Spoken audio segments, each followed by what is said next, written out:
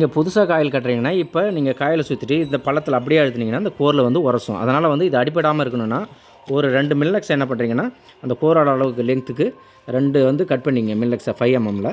இப்போ அந்த காடியில் எந்த காடியில் நீங்கள் இறக்க போகிறீங்களோ அந்த காடியில் வந்து 2 பக்கமும் இதை மில்லக்ஸை வச்சுருங்க. இந்த 5 mm வச்சுருங்க. அப்போ தான் வந்து காயில் இறக்கிறதுக்கு உங்களுக்கு ஈஸியாக இருக்கும், பிரச்சனை இல்லாமல். அடுத்து எப்படி இறக்குதுன்றத இப்போ காட்டுறேன் பாருங்கள். அதாவது இந்த 2 மில்லக்ஸுக்கு இடையில் நீங்கள் அப்படி நீக்கிட்டு கரெக்டாக இதை வந்து உள்ளே இறக்கிங்க. இந்த கேப்பில் இறக்குனீங்கன்னா உங்களுக்கு பிரச்சனை இல்லாமல் உரசாமலும் உள்ளே போயிடும், உங்களுக்கு பிரச்சனை இல்லாமலும் இருக்கும். இப்போ இந்த மாதிரி 2 மில்லக்ஸுக்கும் இடையில் நீங்கள் வந்து அப்படியே மில்லக்ஸ் வழியாக கீழே இறக்கிடுங்க. கோரில் எங்கேயும் உரசாது, காயில் டேமேஜ் ஆகாமல் நைஸாகவும் உள்ளே இறங்கிடும். நீங்கள் செஞ்ச வேலையும் பிரச்சனை இல்லாமல் இருக்கும். இது ஒரு லக்ஷ்மி கிரைண்டர் மோட்டார். ஆனால் நீங்கள் எந்த மோட்டருக்கு இறக்கிறதா இருந்தாலும் இது மாதிரி ஒரு மில்லக்ஸை வச்சுக்கோங்க. மில்லக்ஸை வச்சுட்டு புதுசாக இறக்குறவங்களுக்கு உங்களுக்கு ரொம்ப யூஸ்ஃபுல்லாக இருக்கும். இது வந்து மில்லக்ஸை வச்சுட்டா இந்த மெத்தடில் நீங்கள் உள்ள காயில் இறக்கிங்க, லேயராக இறக்கிங்க, உங்களுக்கு பிரச்சனை இருக்காது.